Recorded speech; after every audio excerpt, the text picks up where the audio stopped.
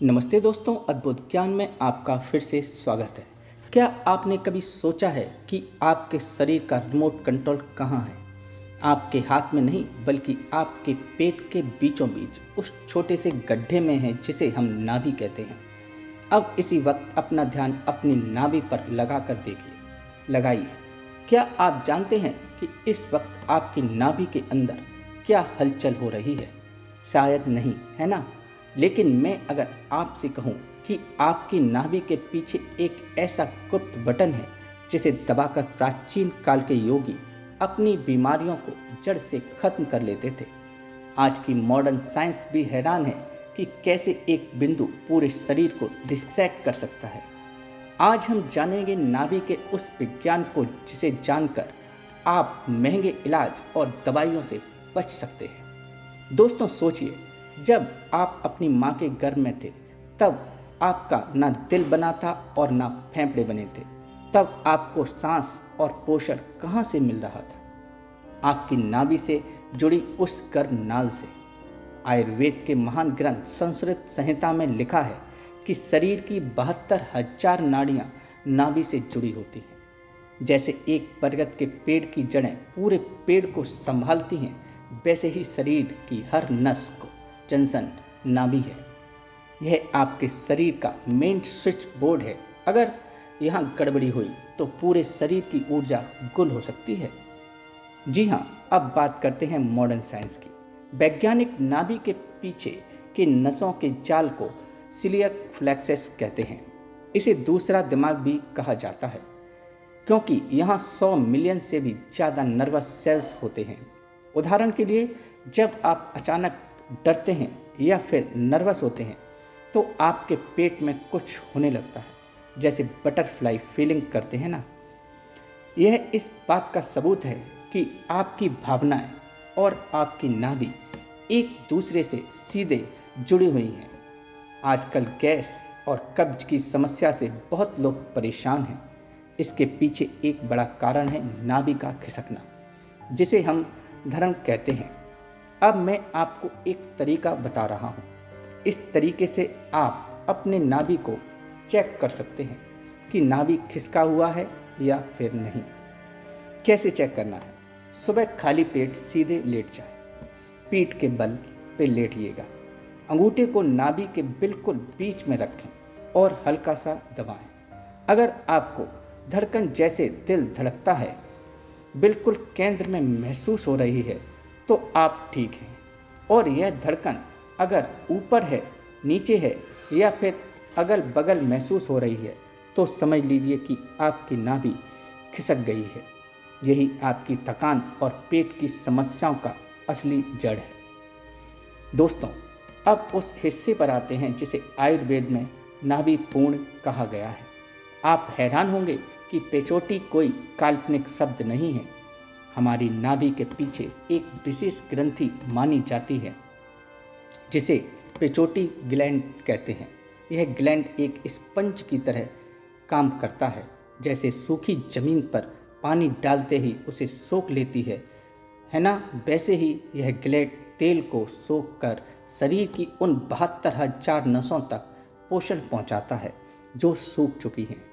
आइए जानते हैं कि किस समस्या में कौन सा तेल जादुई असर दिखाएगा। सबसे पहले बात करेंगे सरसों के तेल की, मस्टर्ड ऑयल की। सरसों का तेल तासीर में गर्म होता है और इसमें ओमेगा 3 फैटी एसिड भरपूर होता है। जैसे पुरानी साइकिल या सिलाई मशीन जाम होने पर हम उसमें तेल डालते हैं और वो सरसर चलने लगती है, आराम से बढ़िया चलती है ना, मक्खन की तरह।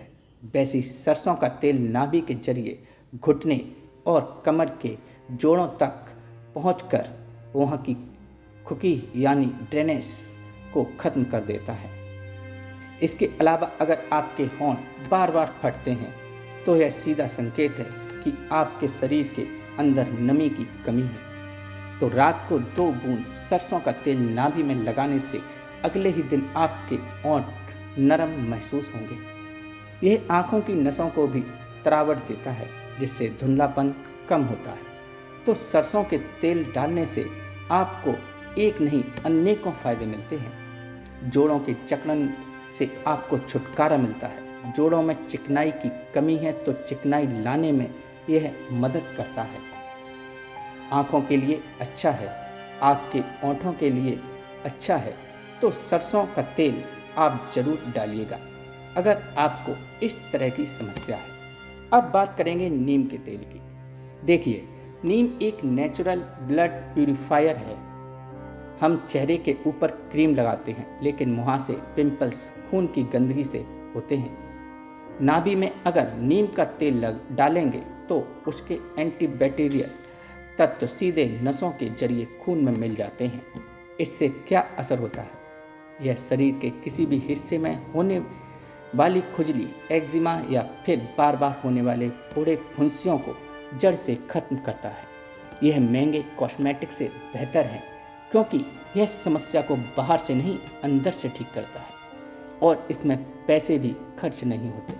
तो अगर आपको स्किन से संबंधित कोई समस्या है, खुजली है, एक्जिमा है ना, तो आप नाभि के अंदर 2 बूंद नीम का तेल डालकर सोइएगा। वीडियो के आखिरी में बताऊंगा कि किस तरह से डालना है, क्या करना है और क्या सावधानी रखनी है ना, गलतियां क्या नहीं करनी है यह भी बताऊंगा, तो ध्यान से अंत तक देखिएगा। अब बात करते हैं बादाम रोगन तेल की और नारियल के तेल की। बादाम का तेल विटामिन ई का खजाना है, यह हम सबको पता है। अगर आपको रात को गहरी नींद नहीं आती या फिर दिन भर दिमाग में खिचड़ी पकती रहती है, ओवर थिंकिंग की समस्या है, तो बादाम तेल की 2 बूंदें आपके नर्वस सिस्टम को ठंडा कर देंगी। इससे बाल झड़ना भी कम होगा और चेहरे पर एक डिवाइन ग्लो आएगा। नारियल तेल की बात करें तो महिलाओं के लिए यह किसी अमृत से कम नहीं है। आयुर्वेद के अनुसार नाभि का सीधा संबंध प्रजनन अंगों से होता है। नारियल का तेल ठंडा और पोषण देने वाला होता है। यह पीरियड्स के दर्द को शांत करता है और हार्मोनल इम्बैलेंस जैसे कि पीसीओडी, पीसीओएस की समस्या में भी बहुत लाभकारी है। अब बात करेंगे दोस्तों शुद्ध देसी घी की। इस पेट की समस्याओं का काल है। अगर आपको सुबह शौच के लिए घंटों बैठना पड़ता है या फिर पेट हमेशा भारी रहता है, तो इसका मतलब है कि अगर आपकी आंतें सूख गई हैं और सूखी हुई आंतों में मल फंस गया है, कब्ज की समस्या हो जाती है, तो इसका समाधान क्या है? गाय का शुद्ध देसी घी हल्का गुनगुना करके नाभि में डालना है। यह आंतों की दीवारों को चिकना बनाता है, जिससे पुरानी से पुरानी कब्ज भी ठीक हो जाती है और सुबह पेट एक बार में साफ होता है। अब यह तो कोई महंगा उपाय नहीं है, ना इसमें आपको पैसे खर्च करने हैं, तो करके तो देखिए, फ़ायदा मिलेगा। बहुत से लोगों को मिला है, काफ़ी लोगों ने इसे आजमाया भी है। अब मैं आपको लगाने का तरीका बताता हूँ। सिर्फ तेल डालना काफ़ी नहीं होगा, सही तरीका भी होना चाहिए। तो क्या करना है? रात को सोने से ठीक पहले सीधे लेटकर 2 से 3 बूंद नाभि में डालें। आप कोई सा भी तेल उपयोग कर सकते हैं, जैसा मैंने आपको बताया, और अपनी अनाम का उंगली यानी कि रिंग फिंगर से नाभि के चारों ओर 2 मिनट तक घड़ी की दिशा में क्लॉकवाइज मालिश करें। हल्के हाथों से मालिश कीजिएगा, हल्के उंगली से मालिश कीजिएगा, है ना, दबाना नहीं है। अब तेल लगाने के बाद क्या नहीं करना है यह भी सुन लीजिए। नाभि में तेल डालना जितना फायदेमंद है उतना ही नुकसानदायक भी हो सकता है, तो सावधानी बरतिएगा। कुछ गलतियां हैं, उसे नोट कर लीजिए। अगर आप यह गलती करते हैं तो फायदे की जगह नुकसान भी हो सकता है, तो ध्यान से सुनिए। तुरंत उठकर भागना नहीं है। तेल डालने के बाद कम से कम 10 से 15 मिनट तक आपको सीधे लेटे रहना है। अगर आप तेल डालते ही उठकर खड़े हो जाएंगे या फिर चलने लगेंगे, तो तेल नसों के अंदर सामने के बजाय बाहर बह जाएगा और आपको कोई फ़ायदा नहीं मिलेगा। इसके अलावा भोजन के तुरंत बाद यह ना करें, कभी भी भरपेट खाना खाने के तुरंत बाद नाभि में तेल नहीं डालना है और ना ही मालिश करना है। आयुर्वेद के अनुसार खाना खाने के बाद शरीर की सारी ऊर्जा डाइजेशन में लगी होती है। बेहतर होगा कि आप इसे खाली पेट या फिर रात को सोने से पहले करें। अब जोर से दबाना भी नहीं है। नाभि शरीर का बहुत ही संवेदनशील हिस्सा है। मालिश करते समय उंगली से आपको तेज दबाव नहीं डालना है, बस हल्के हाथों से सर्कुलर मोशन में उंगली को घुमाना है। इस तरीके से बढ़िया से आराम से घुमाइएगा। बहुत तेज दबाव डालने से पेट में दर्द या फिर नसों में खिंचाव हो सकता है। इसके अलावा गंदे हाथों का इस्तेमाल ना करें। नाभि में इन्फेक्शन बहुत जल्दी होता है, इसलिए तेल डालने से पहले अपनी उंगली और नाभि वाले हिस्से को अच्छे से साफ कर लें। बिना हाथ धोए तेल लगाना गंदगी और बैक्टीरिया को शरीर के अंदर दावत देने जैसा है और साथ में आपको तेल की तासीर का भी ध्यान रखना है।